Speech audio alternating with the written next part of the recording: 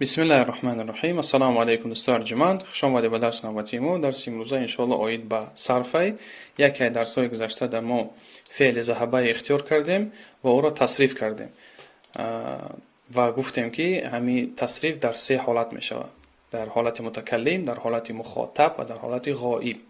متکلم دو شکل داره: از تنها یا که جماعت، مثلا ذهبت من رفتم، ذهبنا مایان رفتیم. و 5 قسم دیگه در مخاطبه، وقتی که ما انسان خطاب میکنیم میگیم ذهبت تو رفتی، ذهبتی تو زن رفتی، ذهبتما شما هر دو رفتین، ذهبتم شما مردها رفتید، ذهبتن شما زنها رفتید. همه این فعل گذشته، فعل ماضیش میگن. و قسم سوم غایبه: هو ذهب یعنی او مرد رفت، هی ذهبت وی زن رفت، هما ذهبا دو مرد رفت. اهمیت بتین که در غائب علاقه دو تگه مردانه هسته و دو تگه زنانه. همین دو تگه مردانه چقدره؟ ذهبا یعنی دو مرد رفت، ذهبتا دو زن رفت، ذهبو آنها مردها رفتند و ذهبنا آنها زنها رفتند. هر کسی که معلومات مستحکم کردگی نباشه نسبت فعل ماضی زمانی گذشته به همین درسی تصریف فعل ذهبا مراجعه کنه.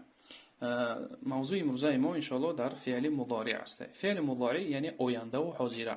چرا آینده و حاضره؟ یعنی فعل انسان دلالت میکنه که به حاضر و که به آینده. وابسته ای چیه؟ وابسته ای جمله بافیه. مثلا من آب می نوشم، من نشسته ایستاده هم، یعنی همین نوشیدن آب یا که نشستن وابسته جمله بندی های، یا که دلالت میکنه به همین حاضر یا که به آینده. خب و بیشتر به حاضره دلالت میکنه فعلی مضارع. همون قسم هاش هم سه نموده. همین قسم بندی فعل مضارع هم به سه قسم است: یا متکلم است، یا مخاطب است، یا غایب است. هر یک میره به علاوه ان شاء الله مثالش قطعی میگذاریم و به همین ترتیبی فعل گذشته قطعی میگذاریم. یعنی یک متکلم صرف میکنیم، بعد مخاطب، بعد غایب. اگر متکلم صرف کنیم فعل مضارع چی داره؟ همین فعل ذهبه اگر صرف کنیم دو شکل داره. من میروم چی میشوه؟ انا اذهب. مایان میرویم، نحن نذهب. اهمیت بده که در فعل گذشته یعنی فعل ماضی ده ما چی میگفتیم؟ مثلا من رفتم چی میشد؟ ذهبت. حرف ب یعنی حرف آخرانی فعل ما ساکن میگرفت، سکون میگرفت. در فعل مضارع باشه برعکسه. اهمیت بده که حرف یکم سکون میگیره. حرف یکم در متکلم در حالت مخاطبم ساکندار میشوه. میگیم که چی؟ اذهبو. اذهبو یعنی نمیگیم اذهبو یا که نذهبو، یعنی سکون چیکار میکنیم؟ قش میکنیم در حرفی ذ، برای که حرفی فعل ما هازی ای سه حرفی برده: حرفی ذ، حرفی ها و حرفی با. همین خاطر یکم حرف چی میشه؟ ساکندار میشه. خب سوال با میان میرسه که همین حرف الف یک جا پیدا شید و در حرف نون یک جا پیدا شید. اینا را حرف های مضارعه میگن. 4 تا حرف مضارع داریم: الف، نون، حرف تا و حرف یا. همه اینا در آخر درس ما ان شاء الله اشاره میکنم که ما 4 تا حرف داریم. در جمع میشه در عباره انیتو. یعنی همین الف اشاره میکنه که در متکلم. نون اشاره میکنه که به متکلمی جماعت. یعنی ما همین اذهبو که گفتیم چی میشه؟ من میروم، نذهبو مایان میرویم. به همین شکل ما میتونیم چند مثال دیگه بیاریم. ما چند فعل داریم، یک فعل نیست که هزار فعل هست. مثلا فعلی چی داریم؟ جلسه. ببینید انا اذهب گفتیم، جلسه چی میشه؟ انا اجلسو، من می نشینم. مایان می نشینه میشه و نحنو نجلسو. همون حرف یکم چی میگیره؟ مثل اذهب گفتیم حرف ذی ما ساکندار بود، در فعل جلسه حرف یکم ما که جیم که هسته ایرم چی میگیره؟ ساکندار میشه. انا اجلسو، نحنو نجلسو. به همین شکل ما میتونیم چند فعل دیگر هم صرف کنیم. مثلا با چی داریم؟ فعل شریبه داریم. شریبه من می نوشم چی میشه؟ انا اشربو. مایان می نوشیم، نحنو نشربو. با فعل فهیمه هسته. من می فهمم چی میشه؟ انا افهمو. مایان می فهمیم، نحنو نفهمو. فعل سوال کردن سأله، میگیم که من سوال میکنم، انا اسالو. مایان سوال میکنیم، نحنو نسالو. به همین واسطه میتونیم با متکلم چند فعل دیگر را اختیار کنیم و مثال بکنیم. مثال ببنده پیش خودتون مثال ایجاد کنیم. مثلا ضربه دارین، من میزنم چه میشه؟ انا اضربو. مایان میزنیم، نحنو نضربو. و چی فعل هسته؟ مثلا غسل، من میشویم، انا اغسلو. مایان میشویم، نحنو نغسلو. به همین واسطه میتونیم قیاس کنی و جمله بافی کنی پیش ختان. خب دوام میتیم میگذاریم با قسم مخاطب.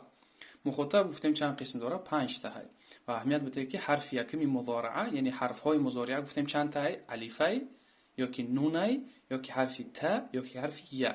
در مخاطب انمی حرف تا استفاده فرده می شود. حرف تی مضارعه. انت چی میگیم؟ تذهبو، تو میروی مرد. اگر خطاب به سوی زن باشه اهمیت ده که ما رنگشم رنگی گلابی کردم تا اینکه بفهمه که همین زنانه های، یعنی اینمی رنگ های سبز مردانه های، رنگی گلابی رنگی یعنی فعلی انجام دهنده زنانه های، فاعلش زنانه های. مخاطب چی بوده است؟ یعنی ما خطاب میکنیم به مرد چی میگیم؟ تو میروی. انت تذهبو، زن ده بگیم انتی تذهبین. انتی تذهبین، شما هر دو میروید. انتما تذهبانی، دو کسای، دو مرد باشه دو زن باشه فرق نداره. بعد خطاب به سوی مردها انتم تذهبون و انتن تذهبن، شما زنها میروید، شما مردها میروید. تذهبون، شما زنها میروید. تذهبن. همین شکل از یاد میکنه. با واسطه همین شکل با چند فعل دیگر میتونیم تصریف کنیم. بیا یک چند مثال دیگر میگیریم. مثلا فعلی فهمه، تو میفهمی مرد. انت تفهمو، اگر خطاب به سوی زن باشه انتی تفهمین، شما دو کس میفهمین. انتما تفهمانی، شما مردها میفهمید. انتم تفهمون، شما زنها میفهمید. انتن تفهمن. خب به همین واسطه با میتونیم یگون مثال دیگه بگیریم. مثلا سأل، سوال کردن، تو میپرسی، تو سوال میکنی چی میشه؟ انت تسألو، خطاب به سوی زن. انتی تسألین، خطاب به سوی دو کس.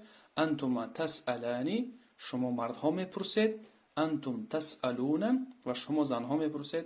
انتن تسألن. انتن تسألن. به همین واسطه میتونید دیگر فعل را هم استفاده بر، یعنی یک متکلمه بگیرید یک شکلش از یاد کنید. همین ذهب قطی مثال گفتن که اذهبو نذهبو، به همین اذهبو چند مثال بکنید، چند جمله بندی ایجاد بکنید. با بو قطی نذهبو مایان میرویم یگان جمله بسازه. همون را که خشوع از یاد کردی با یک فعل دیگه قطی، با یک فعل دیگه قطی، فهمه قطی، شریبه قطی، ضربه قطی، چند فعل دیگر استفاده کنید. بعد به مخاطب بگذارید. به همین شکل در مخاطب چیکار کنید؟ تمرین بکنید. یکم با ذهبه استعمال کنید، بعد با مثلا سأله، بعد با فهمه. بو چند فعلی که شما خودتون میدونید. میگذاریم به قسم غایب. قسم غایب قطعی ما که فعل اساسی ما ذهبه هسته، باز با همین ذهبه مثال میزنیم، تصریف میکنیم. یعنی چی میگیم؟ او مرد میرود چی میگیم؟ هو یذهب. او زن میرود هی تذهب. دو مرد میرود یذهبانی، دو زن میرود تذهبانی. و گفته بودیم که در قسم غایب دو تگه مردانه هسته، دو تگه زنانه هسته، هم در زمان گذشته هم در زمان آینده و حاضره.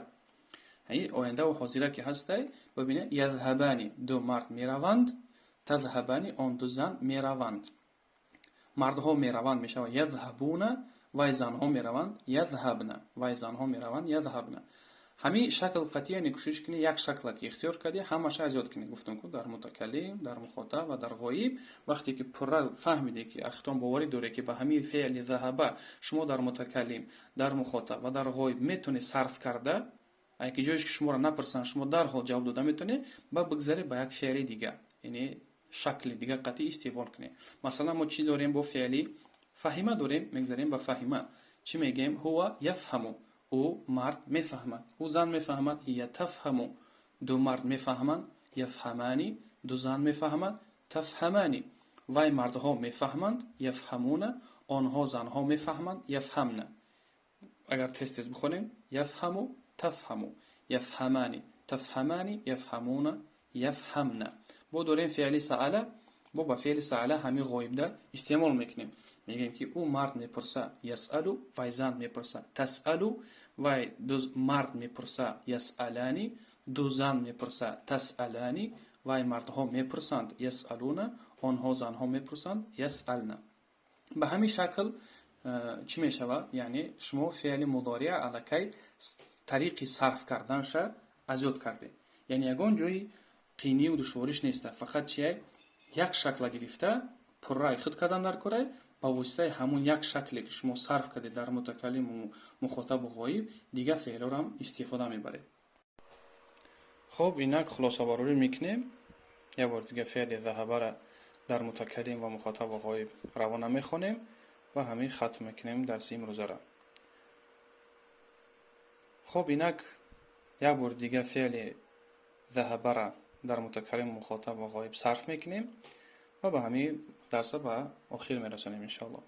در حالت متکلم میشود اذهب نذهب، من میروم ما میرویم. در حالت مخاطب میشود انت تذهب، خطاب به سوی مرد. خطاب به سوی زن انتی تذهبین.